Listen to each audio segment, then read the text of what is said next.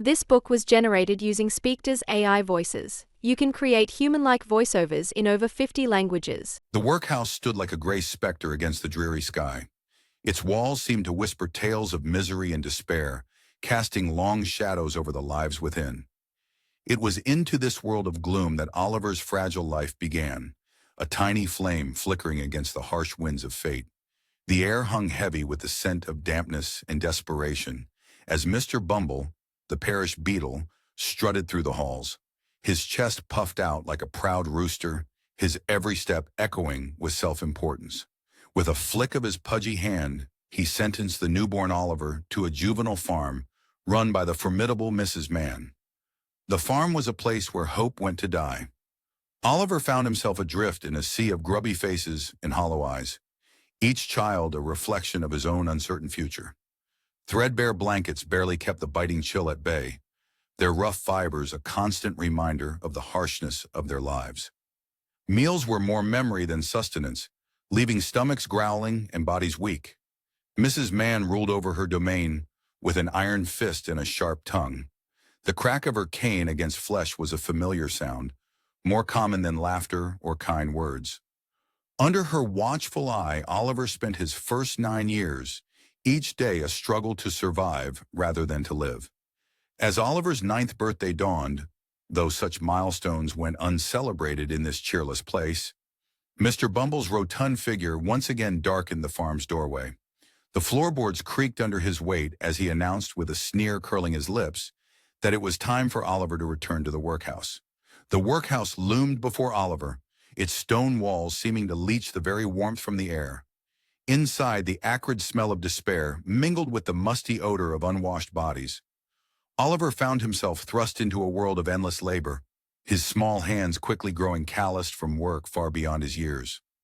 The board members, with their pinched faces and hearts of stone, looked down their noses at the unfortunate souls in their care. Their well-fed bodies stood in stark contrast to the gaunt figures that shuffled before them, a living testament to their cruelty. Mealtimes were a cruel joke.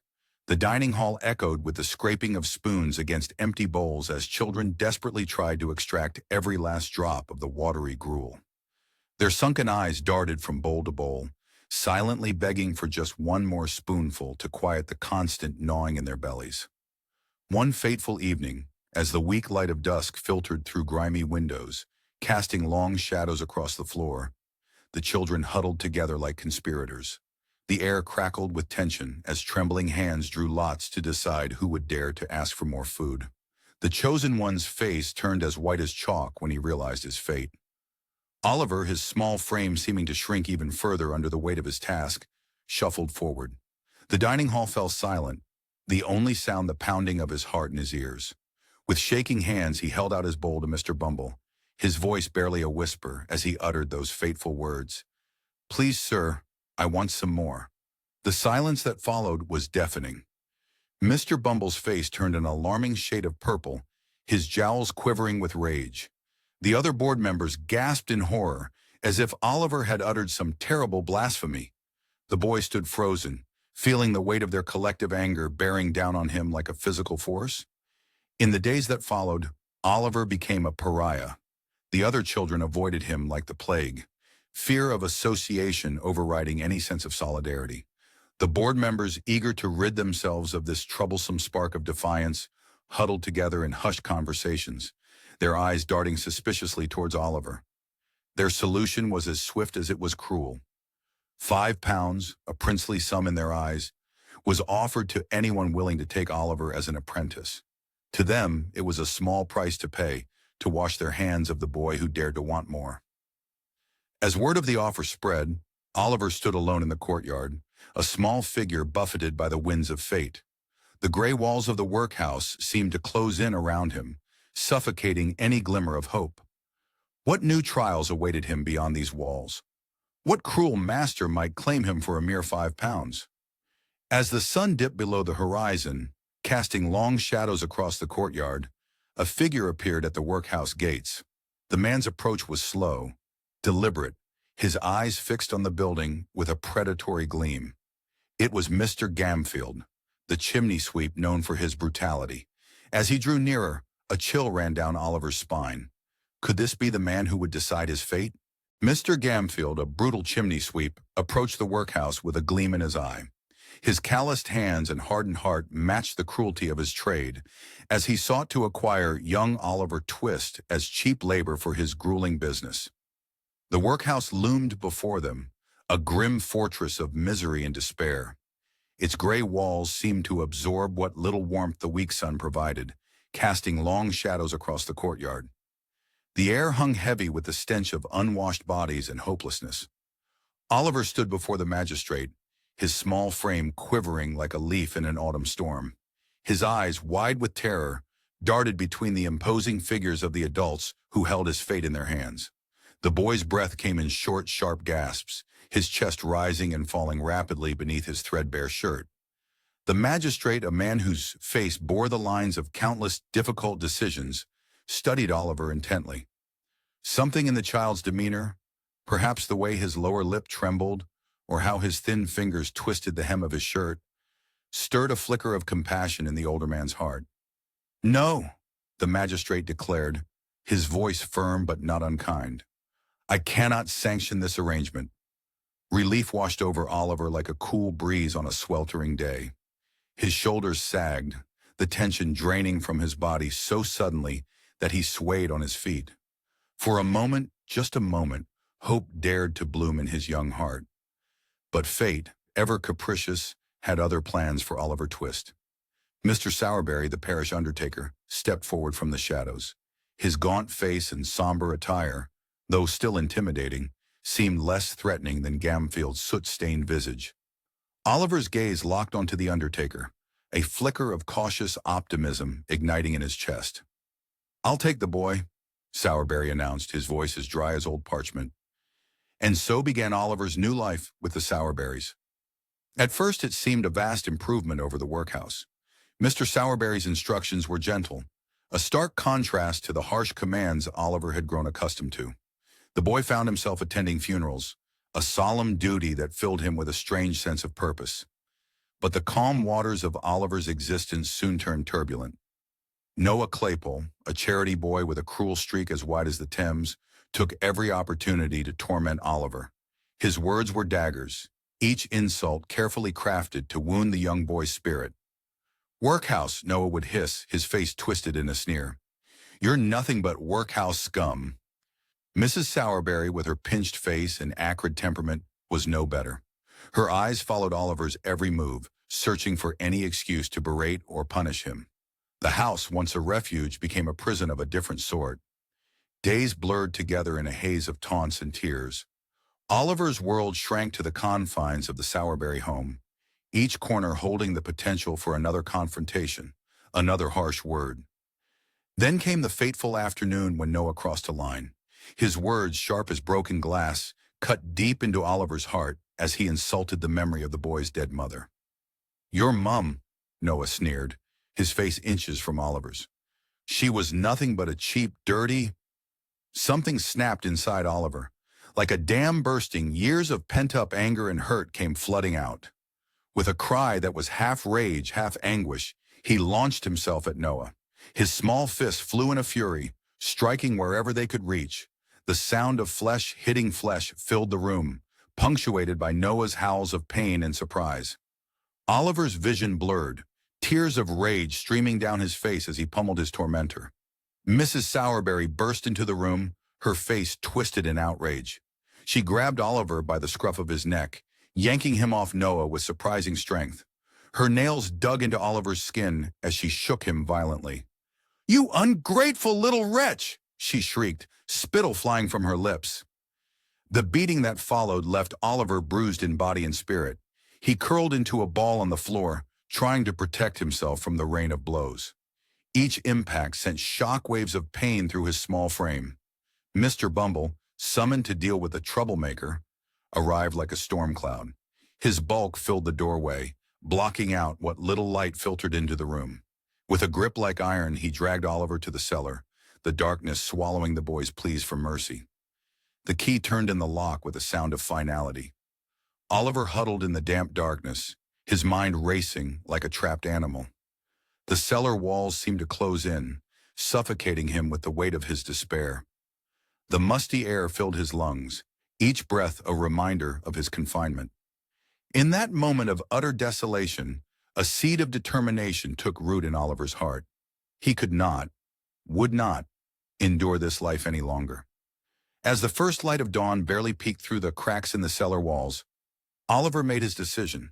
He would run away, leave behind the cruelty and seek a better life in London.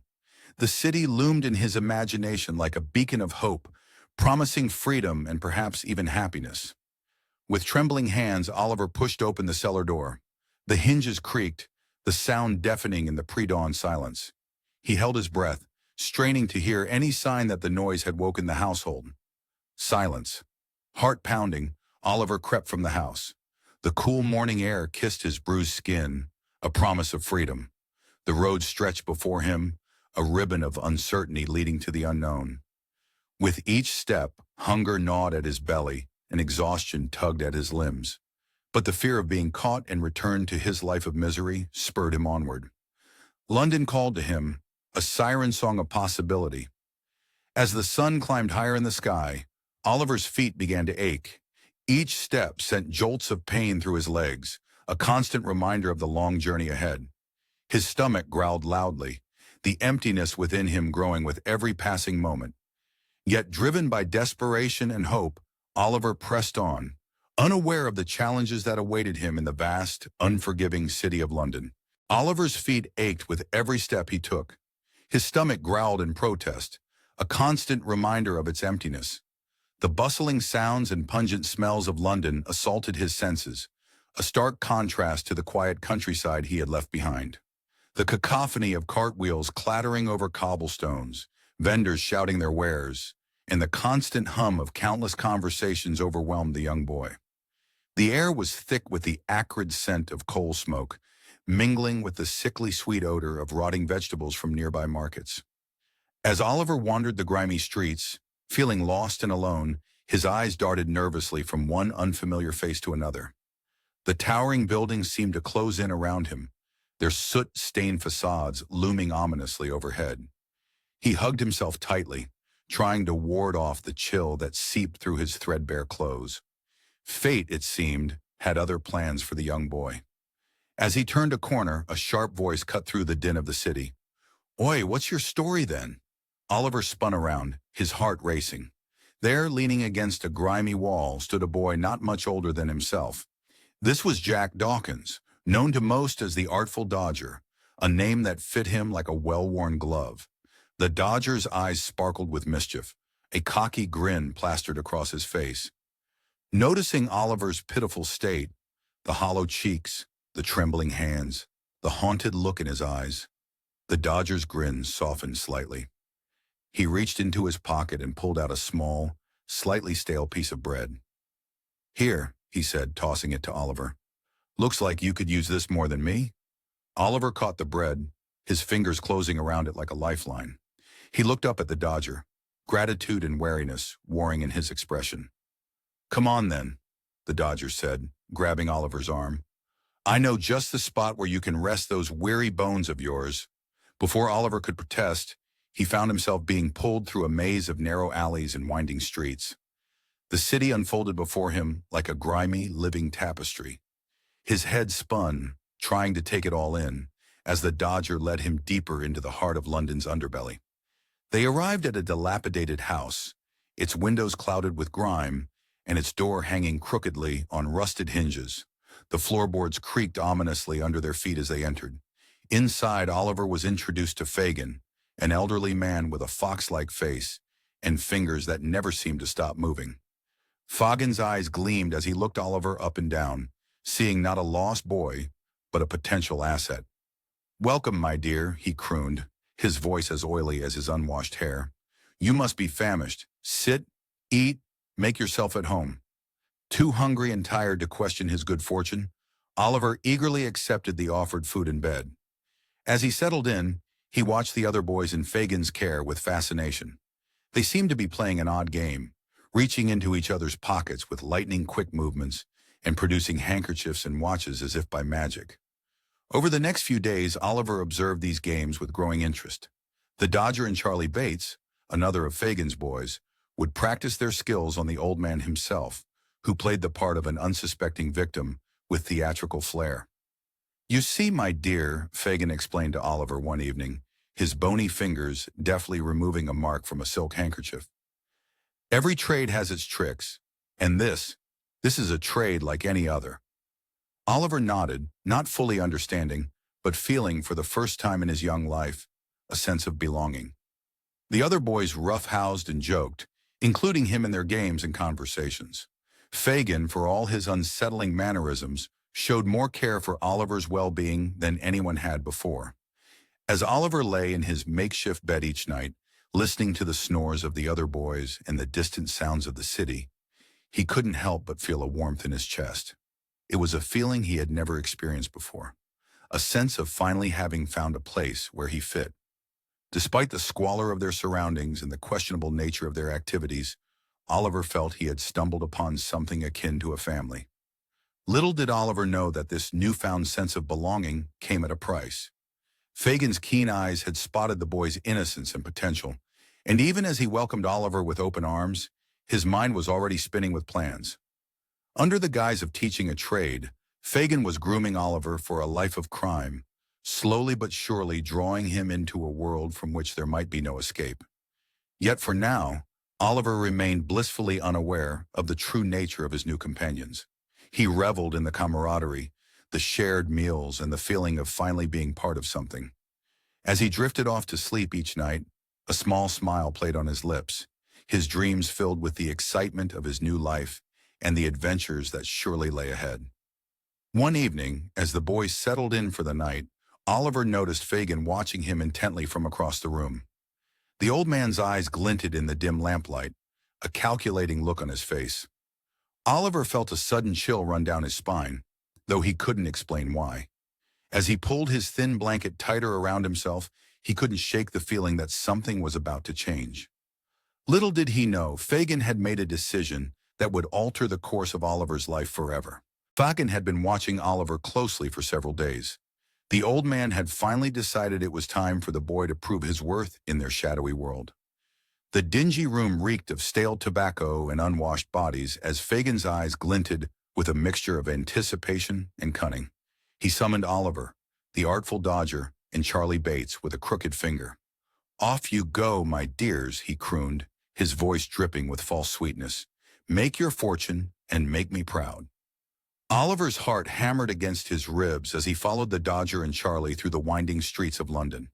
The cobblestones echoed beneath their feet like a drumbeat of impending doom. The air was thick with the mingled scents of coal smoke and fresh bread, a stark contrast that mirrored Oliver's conflicting emotions of excitement and dread. Unaware of the true nature of their expedition, Oliver marveled at the bustling market they entered.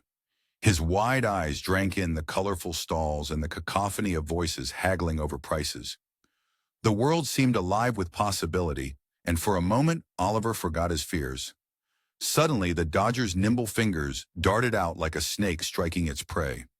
In a blink, he had relieved an elderly gentleman of his handkerchief. Oliver's breath caught in his throat, the realization of what had transpired hitting him like a physical blow. But before he could react, chaos erupted. The gentleman, Mr. Brownlow, had noticed the theft. His indignant shout pierced the air like a gunshot. In an instant, the market transformed into a frenzied chase. Oliver, his legs shorter and less accustomed to such pursuits, found himself lagging behind. The thundering footsteps of the crowd seemed to shake the very ground beneath him, each step bringing him closer to capture. With a sickening lurch in his stomach, Oliver felt rough hands seize him. Accusations flew like daggers, each word cutting deeper than the last. He was dragged through the streets, a spectacle for all to gawk at, his cheeks burning with shame and fear. The courtroom loomed before him, a fortress of judgment. Oliver trembled before the stern visage of Mr. Fang, the magistrate, whose very name seemed to promise pain. The room was a blur of faces and voices, swirling around Oliver like a tempest. He felt small, insignificant, a leaf caught in a storm he couldn't comprehend. Mr. Brownlow's eyes, initially hard with anger, softened as he observed the boy's frightened demeanor. Doubt began to creep into his mind, like tendrils of ivy slowly covering a wall. Could this trembling child really be a hardened thief? Just as all seemed lost, a breathless bookseller burst into the courtroom.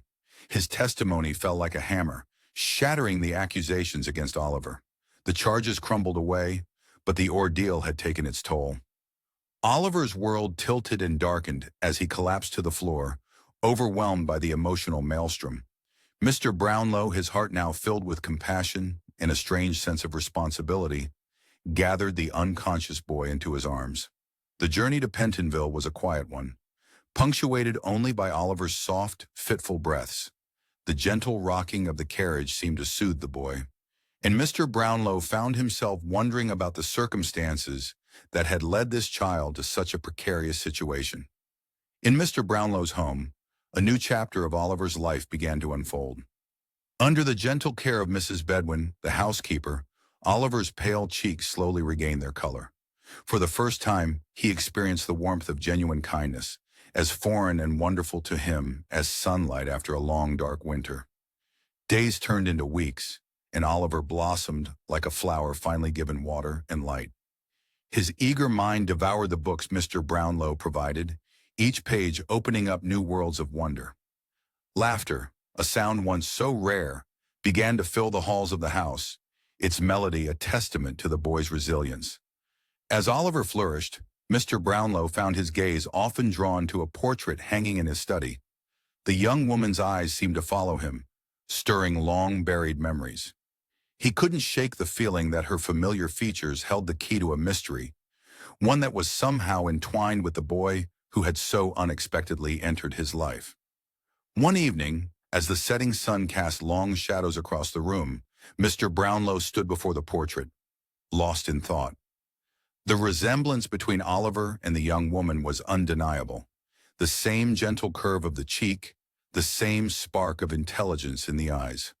Could it be mere coincidence, or was there a deeper connection waiting to be uncovered? As night fell and the house settled into silence, Mr. Brownlow made a decision. He would unravel this mystery, no matter where it led. Little did he know that his quest for answers would set in motion a chain of events that would change Oliver's life forever, and that the happiness they had found was as fragile as a soap bubble, ready to burst at the slightest touch. Oliver's recovery brought a ray of hope to his young life. His newfound happiness with Mr. Brownlow seemed to promise a brighter future. However, this light was soon to be overshadowed by the dark clouds gathering over London's underworld. In a dingy, smoke-filled den, Fagin paced restlessly.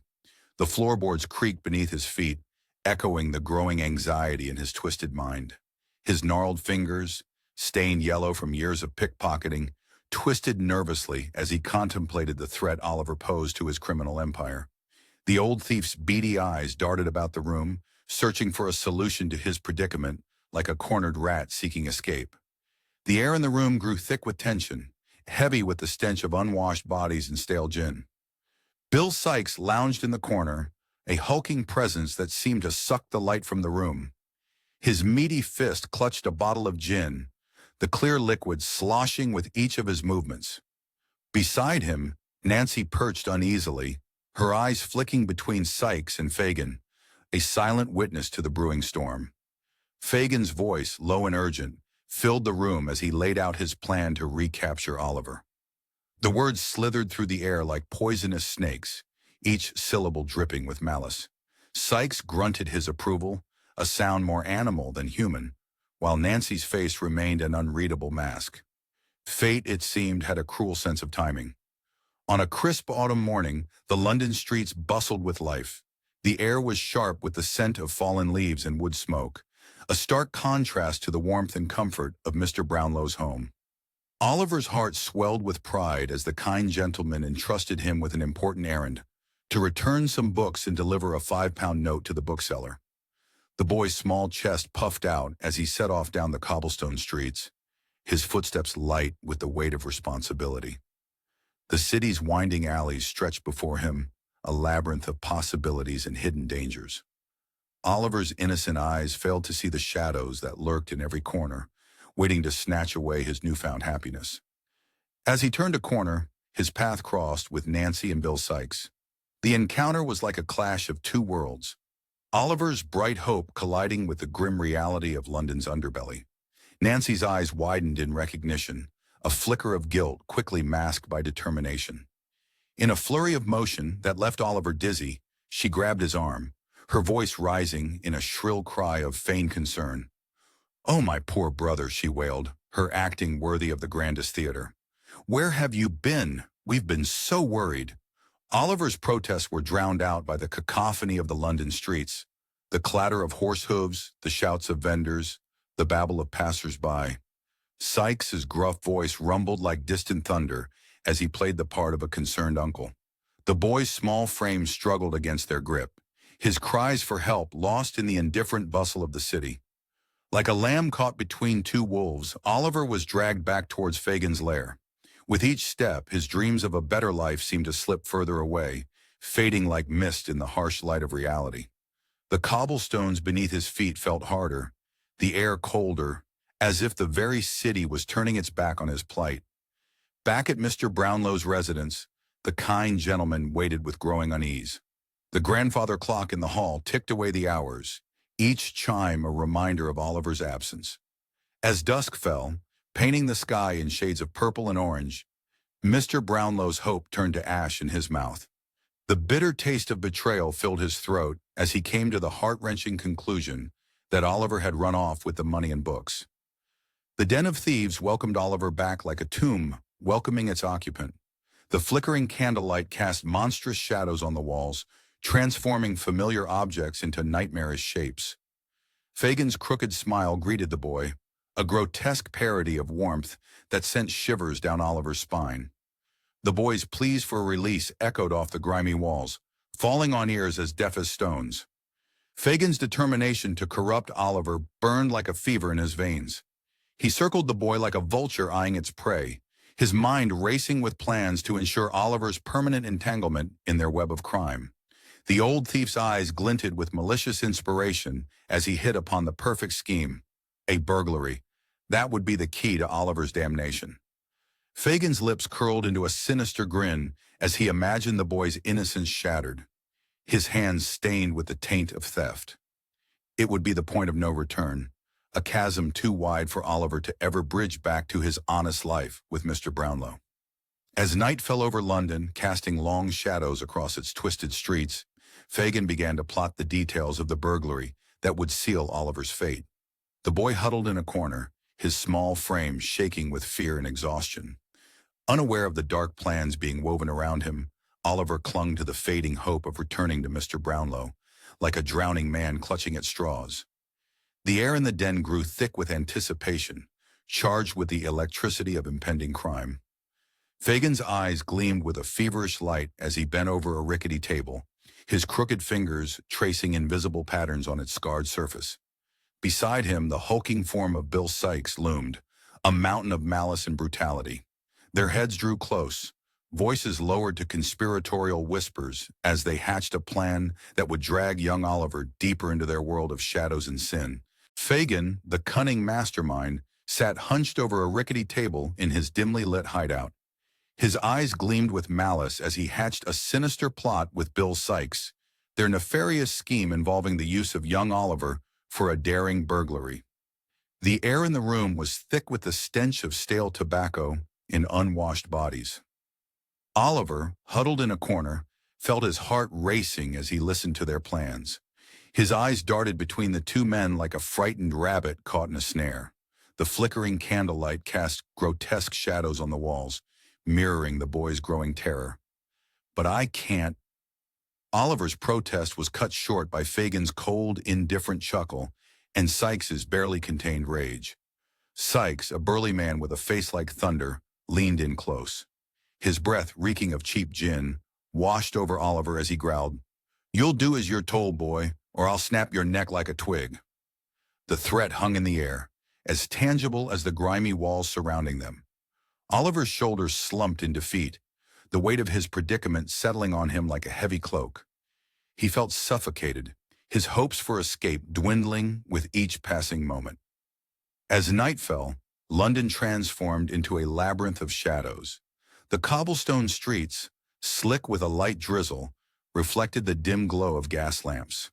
Sykes and his accomplice, Toby Crackit, led Oliver through winding alleys toward the countryside. The boy's footsteps echoed softly, a stark contrast to the thundering of his heart. The Maley house loomed before them, a grand structure bathed in moonlight. Oliver's breath caught in his throat as Sykes roughly lifted him towards a small window. "Remember, boy," Sykes hissed, his breath hot on Oliver's ear. "Unlock the front door or you'll wish you'd never been born." With trembling hands, Oliver squeezed through the window. His feet touched the polished floor inside, the coolness seeping through his worn-out shoes. The house was silent, save for the ticking of a distant clock, each second marking the approach of inevitable disaster. As Oliver crept toward the front door, each step felt like walking on eggshells. His heart pounded so loudly he was sure it would wake the entire household. Suddenly, a floorboard creaked beneath his feet, the sound piercing the silence like a gunshot. Oliver froze, his body rigid with fear. The sound of stirring came from upstairs, and in that moment, a fierce determination welled up inside him. He couldn't let these kind people fall victim to Sykes and his gang. "Help!" Oliver cried out, his voice cracking with emotion. "Please, help!" The house erupted into chaos. Footsteps thundered down the stairs as Sykes, his face contorted with fury, aimed his pistol at Oliver. The gun roared, its flash momentarily illuminating the room. Oliver felt a searing pain graze his arm, and he stumbled, falling backwards as the world spun around him. Through blurry eyes, he saw Sykes and Crackit fleeing like rats from a sinking ship. The cool grass pressed against his cheek as he collapsed in the ditch outside the house, the metallic taste of blood in his mouth. Time seemed to stand still until a gentle voice broke through the fog of Oliver's consciousness. "We can't leave him out here, Aunt. He's just a child." The voice belonged to Rose Maley, a young woman whose compassion shone as brightly as the stars above. Despite the suspicious circumstances, Mrs. Maley agreed to take the injured boy in. As Oliver was carried into the warmth of the house, he felt a glimmer of hope, like a candle flickering in the darkness. Dr. Losburn arrived, his bag clutched tightly in his weathered hands. He tended to Oliver's wounds with the precision of a skilled physician and the gentleness of a caring father. The boy drifted in and out of consciousness, aware only of soft voices and gentle hands. As dawn broke, painting the sky in hues of pink and gold, Oliver's eyes fluttered open. He found himself once again in the care of compassionate strangers, their kindness a balm to his battered spirit. The soft sheets beneath him felt like clouds compared to the hard floors he was accustomed to. But as Oliver's vision cleared, he saw concern etched on the faces of those around him. Dr. Losburn's brow furrowed as he examined the boy's wound, muttering something about infection. Rose's hand tightened around Oliver's, her eyes brimming with unshed tears. The pain in his arm began to intensify, and Oliver felt a wave of dizziness wash over him. As darkness crept into the edges of his vision, he wondered if his twist of fate had come too late. Oliver's recovery was a slow and delicate process. Under the tender care of the Maleys, particularly the gentle and compassionate Rose, he gradually regained his strength. The once frail boy, who had known only hardship and cruelty, found himself enveloped in a cocoon of warmth and kindness. As days melted into weeks, color seeped back into his pale cheeks, like the first blush of spring after a harsh winter. His eyes, once dull with despair, began to sparkle with newfound hope. The Maley household was a stark contrast to the cold, unforgiving world Oliver had known. Crackling fires and cozy hearths chased away the chill of his past, while the genuine smiles of his caretakers melted the ice around his heart. As his strength returned, so did his voice, timid at first like a newborn bird's chirp, then growing stronger with each passing day. Rose, with her flowing chestnut hair and eyes that shimmered with empathy, became Oliver's constant companion. She sat by his bedside for hours, her melodious voice bringing stories to life as she read to him. Her hand in his was an anchor, tethering him to this new reality of safety and love. Oliver found himself opening up, his harrowing tale spilling out in fits and starts, each word a weight lifted from his young shoulders. Dr. Losburn, a jolly man whose laugh seemed to shake the very foundations of the house, took an immediate liking to Oliver. His protective instincts flared up like a sudden bonfire, and he became a fierce advocate for the boy. The doctor's jovial nature was infectious, coaxing smiles from Oliver that lit up the room and warmed the hearts of all who witnessed them. Mrs. Maylie, initially wary of the strange boy in her home, found her reservations melting away like morning mist under the sun. Oliver's genuine gratitude and inherent goodness shone through his every action, and soon she found herself fussing over him like a mother hen, clucking with concern at every sniffle and beaming with pride at every small victory. As Oliver's health blossomed, so did the idea of a countryside excursion. The fresh air, they reasoned, would be the final tonic in his recovery. And so, with excitement bubbling in their veins, they packed their bags and set off for the rolling hills and verdant meadows of the English countryside. For Oliver, this journey was more than just a trip. It was a voyage into a world he had only glimpsed in his dreams. The moment he stepped out of the carriage, the scent of wildflowers and freshly cut grass enveloped him like a welcoming embrace. The soft earth beneath his feet seemed to pulse with life, so different from the hard cobblestones of London's unforgiving streets. Days stretched out like lazy cats in the sun, filled with simple pleasures that to Oliver felt like the greatest luxuries. He would spend hours poring over books, his mind drinking in knowledge like a parched man at an oasis. When not reading, he would help around the house, finding joy in the most mundane tasks. The laughter and chatter of his new friends were a constant melody, soothing the jagged edges of his past. Oliver's education, which had begun under the kind tutelage of Mr. Brownlow, continued to flourish. Rose, with her patient demeanor and quick mind, became his primary teacher. Her lessons were interspersed with gentle encouragement and warm smiles, making learning a joy rather than a chore.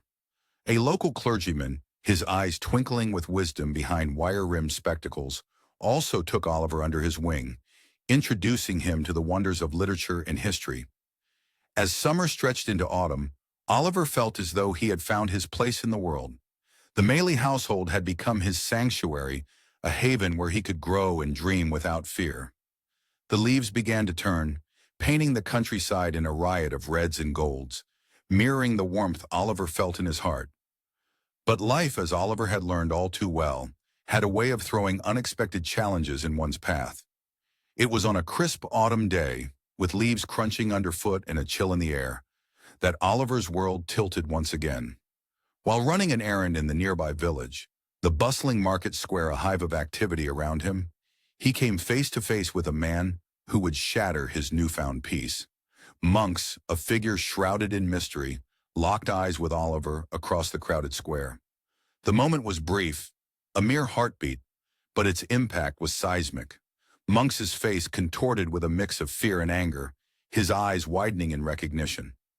Oliver felt a chill run down his spine, as if winter had suddenly descended upon him. As quickly as the encounter began, it ended, with Monks disappearing into the crowd like a ghost, leaving only questions in his wake. Oliver stood rooted to the spot, his heart pounding a frantic rhythm against his ribs. The brief meeting had unsettled him deeply, stirring up questions he thought he had left behind in London's grimy streets. Who was this man, and why did he react so strongly to Oliver's presence? As he made his way back to the Maylie house, each step feeling heavier than the last, Oliver couldn't shake the feeling that the secrets surrounding his birth and identity were far from resolved. The tranquility of his new life had been disrupted, and the winds of change were once again swirling around young Oliver Twist.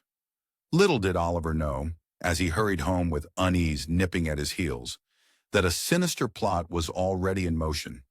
In the shadows of London, far from the peaceful countryside, dark figures were gathering, their whispered conversations filled with malice. Oliver's fate hung in the balance, manipulated by unseen hands that sought to keep him forever in darkness. The peace he had found was but the eye of a storm, and the tempest was about to break anew. A sinister plot against Oliver had been unfolding in the shadows. Unknown to the innocent boy, his fate was being manipulated by those who sought to keep him in darkness. The grimy back streets of London reeked of desperation and decay. Thick, sooty smoke hung in the air like a funeral shroud, obscuring the feeble light of gas lamps. Through this murky haze prowled a man named Monks, his footsteps echoing off the damp cobblestones. His eyes, dark and calculating, burned with a hatred that seemed to sear the very air around him. Monk's shoulders hunched under the weight of a bitter truth. Oliver was his half-brother, the rightful heir to an inheritance he coveted. Each step towards Fagin's lair felt like a nail being driven into the coffin of his own ambitions. The old fence's den assaulted Monk's senses as he entered. The stench of unwashed bodies and stale beer mingled with the acrid smell of greed.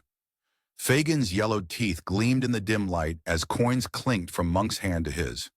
With each transaction, Oliver's future grew dimmer, like a candle slowly being snuffed out. "Keep the boy in the shadows," Monks growled, his voice low and menacing. "He must never know his true worth." Fagin cackled, a sound like rusty nails scraping against metal.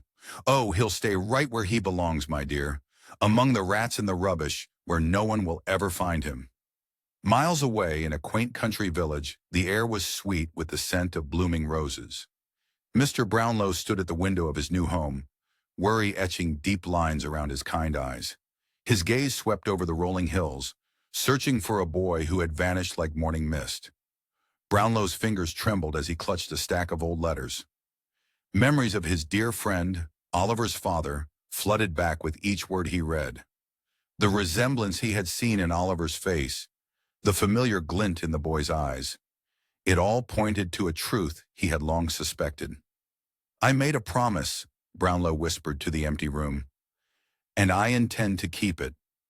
In the nearby Mayley's home, Rose knelt in her garden, her delicate hands working the soil. The sweet fragrance of flowers enveloped her, but her mind wandered to thoughts of Oliver. Her heart held its own secret, a past shrouded in mystery that she dared not speak of. Little did she know that her story was intricately woven with Oliver's, like two threads in a tapestry of fate. As the sun dipped below the horizon, casting long shadows across the countryside, the various players in this unfolding drama felt the pull of destiny. Monk skulked in the city's underbelly, his hatred festering like an open wound. Fagin counted his blood money, cackling at the thought of keeping Oliver under his twisted wing. Brownlow's quill scratched against parchment late into the night, connecting dots that had long been scattered. And somewhere, in the vast expanse between innocence and corruption, Oliver slept. Unaware of the forces that swirled around him like a gathering storm, he dreamed of a better life. The truth of his parentage, the legacy that awaited him, and the love of those who sought to protect him. All these threads began to intertwine, weaving a tapestry of revelation that would soon unfold. As the pieces of the puzzle slowly came together, the stage was set for truths to be unveiled and lives to be forever changed. The air crackled with anticipation, as if the very world held its breath, waiting for the moment when Oliver's true destiny would finally be revealed. In the depths of London's underworld, a young woman named Nancy tossed and turned on her threadbare mattress. Her dreams were haunted by the image of a small, frightened boy with pleading eyes. As dawn broke, she awoke with a start, her heart pounding and her conscience screaming. The weight of her role in Oliver's kidnapping pressed down on her like a physical force. She knew she had to make a choice, and soon. But in a world where loyalty meant survival, could she find the courage to do what was right? Nancy, Bill Sykes's girlfriend, was a member of Fagin's gang. She felt a growing weight on her conscience as guilt over her role in Oliver's kidnapping gnawed at her relentlessly. The grimy streets of London seemed to close in around her, mirroring the suffocating guilt that threatened to consume her entirely. Each cobblestone felt like a silent accusation beneath her feet as she walked, the fog curling around her ankles like ghostly fingers. As she watched Oliver, his wide eyes filled with fear and confusion, Nancy's heart ached. The boy's innocence was a stark contrast to the harsh reality of his surroundings. Every line etched into his small face told a story of cruelty and hardship. The flickering gaslight cast shadows across his features, making him appear even more vulnerable. With each passing day, Nancy found it harder to ignore the voice inside her that screamed for redemption. It was like a persistent itch she couldn't scratch, growing more intense with every moment she spent in Oliver's presence. One fateful evening, as the gas lamps sputtered to life in the grimy streets, Nancy's world shifted. Hidden in the shadows, her pulse quickening, she overheard a hushed conversation between Monks and Fagin. Every word felt like a dagger to her heart as the pieces of a sinister puzzle began to fall into place. The plot against Oliver was far more twisted than she had ever imagined. Driven by a desperate need to make amends, Nancy hatched a plan. The thought of betraying Fagin and Bill sent shivers down her spine, but the image of Oliver's innocent face steeled her resolve. Under the cover of darkness, she would meet with Rose Maylie and Mr. Brownlow on London Bridge. The night air was thick with fog as Nancy made her way to the bridge. Every shadow seemed to conceal a potential threat, every sound a possible pursuer. Her heart pounded in her chest, its rhythm matching her hurried footsteps on the damp cobblestones. As she approached Rose and Mr. Brownlow, their faces etched with concern and curiosity, Nancy felt a mix of relief and trepidation. In hurried whispers, she revealed the shocking truth. Monks was Oliver's half-brother, hell-bent on denying the boy his rightful inheritance. Her words tumbled out like water from a broken dam, each revelation more startling than the last. Unbeknownst to Nancy, danger lurked nearby. Noah Claypole, sent by a suspicious Fagin, watched from the shadows.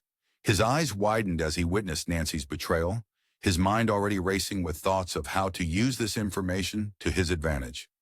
As Noah scurried back to Fagin with his report, the wheels of fate began to turn. The news of Nancy's betrayal spread like wildfire through the underworld, a spark that would soon ignite a devastating blaze. Despite the looming threat, Nancy remained steadfast in her commitment to helping Oliver. When Rose and Mr. Brownlow offered her a chance at a new life, free from the clutches of London's criminal underworld, Nancy's heart wavered. For a moment, she allowed herself to imagine a life of peace and redemption, a world where she could wake up without the weight of guilt pressing down on her. But as quickly as the dream had formed, it shattered. Nancy's loyalty to Bill Sikes, a loyalty forged in the fires of shared hardship and twisted love, held her back. She refused to disclose his whereabouts or to leave him, even as the danger to her own life became increasingly apparent. As Nancy bid farewell to Rose and Mr. Brownlow, the weight of her decision settled upon her like a heavy cloak. She walked away from the bridge, each step taking her closer to an uncertain and perilous future. The fog swirled around her, as if trying to shield her from the tragic chain of events her actions had set in motion. In the distance, the muffled sounds of the city seemed to whisper warnings, but Nancy pressed on.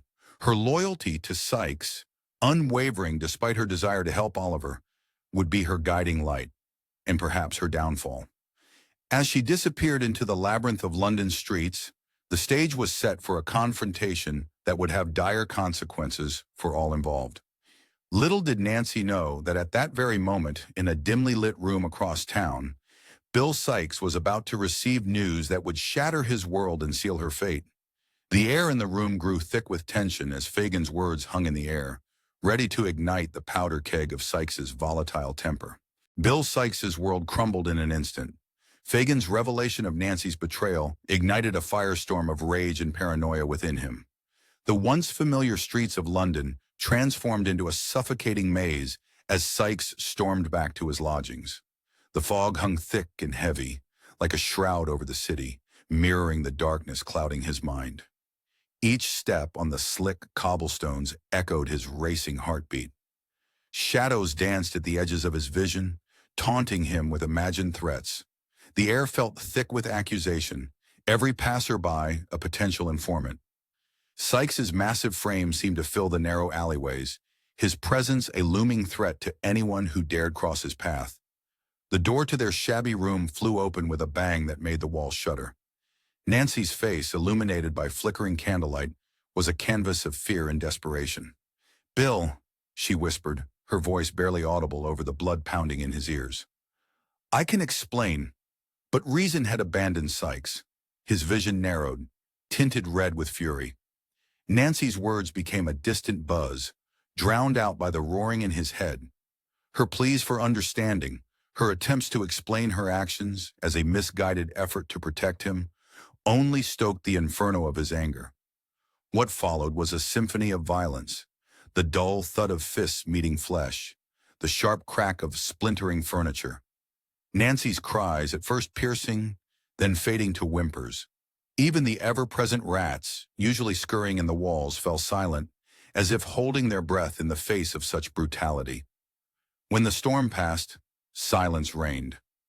Nancy lay motionless, her eyes open but unseeing, accusing in their emptiness. Sykes stood over her, chest heaving, knuckles raw and dripping. The room, once merely shabby, now bore witness to the savagery that had unfolded within its walls. Reality seeped back into Sykes's consciousness like icy water. The weight of his actions settled on his shoulders, a burden heavier than any he'd ever carried. The walls seemed to close in, the air thick with the metallic scent of blood and the acrid stench of fear. Word of Nancy's murder spread through London's underworld with terrifying speed. Men who prided themselves on their hardened hearts recoiled at the brutality of the act. Sykes, once a feared and respected figure, found himself cast out, a pariah in a world that lived by its own twisted code of honor. With justice hot on his heels, Sykes fled into the night, Bullseye padding faithfully at his side. The city that had been his playground now felt like a trap, every corner potentially hiding those who sought his capture. Faces turned away as he passed, doors slammed shut at his approach. The whispers that followed him were no longer of fear, but of disgust and condemnation. Sleep, when it came, offered no respite. In his dreams, Nancy's lifeless eyes haunted him, staring accusingly from every shadow. He'd wake with a start, drenched in cold sweat, the echo of her final pleas ringing in his ears. Desperation drove Sykes to the rooftops of London, seeking escape where the streets denied him. But fate had other plans. The very tools of his trade turned against him. In a moment of panic, a misstep sent him plummeting. The rope he'd relied on for so many jobs now tightening around his neck like the grip of an avenging spirit. As Sykes struggled, suspended between life and death, Bullseye watched from below. In a final act of loyalty that defied understanding, the dog leaped after his master, choosing to follow him even into death. The violent end of Bill Sykes sent shockwaves through London, rippling out from the underworld to touch even the highest echelons of society. It marked a turning point, galvanizing the authorities to redouble their efforts against Fagin's criminal empire. The shadows that had long sheltered their misdeeds began to recede, the light of justice piercing the darkest corners of London's underbelly. As night fell over the city, an eerie calm settled over the streets, but beneath the surface, a storm was brewing. The brutal murder of Nancy and the dramatic death of Sykes that followed were about to unleash a torrent of chaos that would shake London's underworld to its very foundations. The brutal murder of Nancy sent shockwaves through London's underworld. The dramatic death of Sykes that followed only intensified the city's turmoil. In response, the authorities launched a full-scale operation to apprehend Fagin and his gang, determined to root out the criminal element once and for all. London's streets, once alive with the hustle and bustle of pickpockets and thieves, now lay eerily silent. The air hung heavy, thick with tension like a gathering storm. The very cobblestones seemed to hold their breath, waiting for the inevitable clash between law and lawlessness. Fagin, the puppet master of this criminal empire, found himself suddenly alone. His web of connections, once strong and far-reaching, now unraveled faster than he could mend them. The old man's eyes, usually sharp and calculating, now darted about wildly, filled with a fear he'd never known before. With trembling hands and a heart pounding like a trapped bird, Fagin scurried from one dingy hideout to another. Each slamming door echoed like a death knell in his ears. Former allies, once eager for his favor, now recoiled from him as if he carried the plague. Their faces, twisted with disgust and fear, haunted his every waking moment. The old man's mind raced, conjuring up increasingly desperate schemes for escape. Each plan, more far-fetched than the last, crumbled to dust before it could fully form. The walls of his world were closing in, and for the first time in his life, Fagin felt truly trapped. Meanwhile, the police swept through the city like a cleansing tide. The clang of iron gates and the shouts of officers filled the air as they conducted a series of meticulously planned raids. One by one, most of Fagin's gang found themselves in iron cuffs, their dreams of easy riches shattered like broken glass. The artful dodger, true to his nature, maintained his cocky demeanor even as the cold metal closed around his wrists. His quick wit and nimble fingers, once the toast of London's criminal underbelly, would now face their greatest test, surviving transportation to the harsh shores of Australia. As he was led away, the Dodger's trademark grin never faltered, but a flicker of fear in his eyes betrayed the gravity of his situation. Charlie Bates, another of Fagin's young protégés, initially managed to slip through the net. He darted through back alleys, his heart pounding in his ears, and crawled through sewers, the stench of decay clinging to his clothes. Each close call left him gasping for breath, his nerves frayed to breaking point. But as the days wore on, the weight of recent events bore down on Charlie like a physical presence. The violence, the betrayal, the senseless loss of life, it all became too much for the young boy to bear. The faces of those he'd wronged haunted his dreams, and the sound of Nancy's final scream echoed in his ears. With a heavy heart and slumped shoulders, Charlie made his way to the nearest police station. His feet seemed to drag with each step, as if trying to delay the inevitable. As he pushed open the heavy wooden door, the finality of his decision hit him like a punch to the gut. But there was also a sense of relief, a lifting of a burden he hadn't realized he'd been carrying. As the net tightened, Fagin found himself cornered in a squalid attic, a far cry from the relative comfort of his previous lairs. The floorboards creaked ominously with each step, threatening to give way beneath him. The stench of decay hung in the air, a fitting backdrop to the old man's crumbling world. Outside, the sound of approaching footsteps echoed like thunder. Fagin's eyes darted wildly, searching for an escape that didn't exist. His gnarled fingers clawed at the rotting wood, splinters digging into his skin as he frantically sought a way out. But it was too late. The door burst open with a crash that seemed to shake the very foundations of the building. A flood of officers poured in, their faces grim and determined. In that moment, Fagin seemed to shrink before their eyes, his once imposing presence reduced to that of a cornered rat. The fear in his eyes was palpable, a stark contrast to the bravado he'd always maintained. The journey to Newgate Prison was a blur of jeering crowds and clanging iron gates. As Fagin was led to his cell, the reality of his situation began to sink in. The damp stone walls seemed to close in around him, the air thick and oppressive. The distant sounds of other prisoners echoed like the wails of the damned, a chilling reminder of what awaited him. In the solitude of his cell, Fagin's mind began to unravel. He muttered to himself, his words a jumbled mix of past glories and impossible escapes. His hands moved constantly, as if still picking pockets or counting ill-gotten gains. But with each passing hour, the shadow of the gallows loomed ever larger, a grim reminder of his inevitable fate.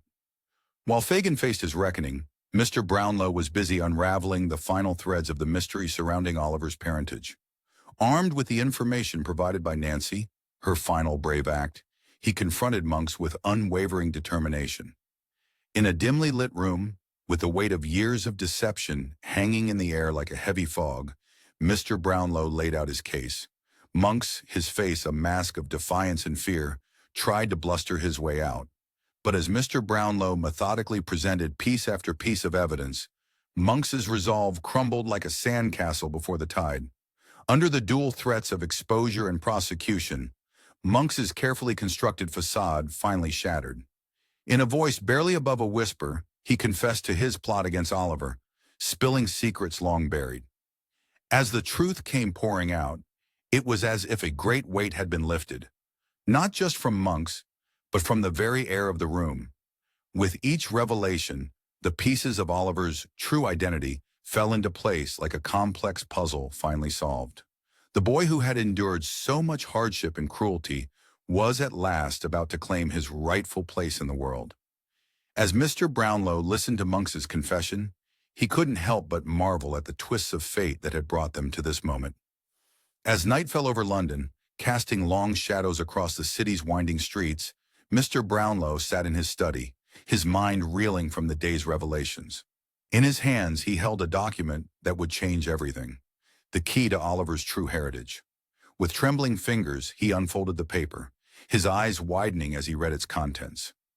The truth about Oliver's origins was about to emerge from the shadows, a revelation that would forever alter the course of the young boy's life. The truth about Oliver's origins finally emerged from the shadows. It was a revelation that would forever alter the course of the young boy's life. In a room bathed in flickering candlelight, the air hung heavy with anticipation. Oliver's heart pounded in his chest, each beat echoing the gravity of the moment. The walls seemed to lean in, as if they too were eager to hear the tale that was about to unfold. Mr. Brownlow, his kind face etched with lines of wisdom and compassion, began to speak. His voice, warm and steady, cut through the tension like a knife through butter. "Oliver, my boy," he said, "it's time you learned of your father, Edwin Leaford." As the story unraveled, Oliver felt as if he were watching scenes from a life he never knew he had. His father trapped in a loveless marriage with a woman whose criminal tendencies had poisoned their union. The image of his mother, Agnes Fleming, emerged like a ray of sunshine breaking through storm clouds, a beacon of hope and love in Edwin's life. Oliver's palms grew sweaty, his breath catching in his throat as he learned of his father's untimely death. The will, a document that held the key to his past and future, spoke of love and caution. The fortune was to be split, but with a condition that hung in the air like a delicate spider's web. The child, Oliver himself, must never bring dishonor to the family name. Then came the revelation that sent a shockwave through Oliver's very being. Monks, his half-brother, had woven a web of deceit so intricate it made Oliver's head spin. Driven by greed and jealousy, Monks had plotted to corrupt Oliver, to claim the entire inheritance for himself. The confession spilled from Monks like venom from a snake's fangs, each word a blow to Oliver's newfound sense of identity. Mr. Brownlow stepped forward, his eyes twinkling with long-held secrets. "I was your father's closest friend," he said, his voice thick with emotion. He placed a gentle hand on Oliver's shoulder, the warmth of it seeping through to Oliver's very core. "And now, my boy, if you'll have me, I'd like to be your father." Oliver's heart soared, a lump forming in his throat. Family, belonging, the very things he'd longed for all his life were now within his grasp. But the revelations weren't over. Like a flower unfurling its petals to the morning sun, the mystery surrounding Rose Maylie blossomed into a beautiful truth. She was Agnes Fleming's younger sister, Oliver's aunt. The news swept through the room like a warm summer breeze, lifting the last obstacle between Rose and her love, Harry Maylie. As joy bloomed in Oliver's heart, the dark underbelly of London faced its reckoning. Fagin, the puppet master of the criminal underworld, awaited his fate in a cold, dank cell. His trial had been swift, the sentence heavy: death. Fear etched deep lines in his face, his eyes darting about like those of a cornered rat. Monks, the architect of so much misery, divided the inheritance with Oliver as their father had wished. With pockets full, but a heart still empty, he set sail for the new world, his silhouette fading into the mist like a bad dream upon waking. The artful dodger, once so cocky and sure, found himself bound for Australia. His quick wit and nimble fingers were no match for the long arm of the law. Yet in a twist that brought a smile to Oliver's lips, Charlie Bates chose a different path. Inspired by Oliver's journey from the gutter to grace, he vowed to walk the straight and narrow, his eyes shining with determination to craft an honest life. As the dust settled on this chapter of his life, Oliver found himself surrounded by love. The Maylies, Mr. Brownlow and Rose, his newfound family, stood by his side, their presence a soothing balm to his once lonely soul. The shadows of his past receded like the tide, revealing a shore of endless possibilities. With eyes bright and heart full, Oliver looked to the future. The path before him, once strewn with thorns and thistles, now stretched out clear and inviting. In the warm glow of the setting sun, he stood on the threshold of a new life, the bitter winds of his past giving way to the gentle breezes of hope and belonging. His journey, fraught with danger and despair, had led him here, to a place where love reigned and family wasn't just a dream, but a beautiful reality. As night fell, stars twinkling like promises in the velvet sky, Oliver closed his eyes and breathed deeply. For the first time in his young life, he was truly, completely home. This book was generated using Spectre's AI voices. You can create human-like voiceovers in over 50 languages.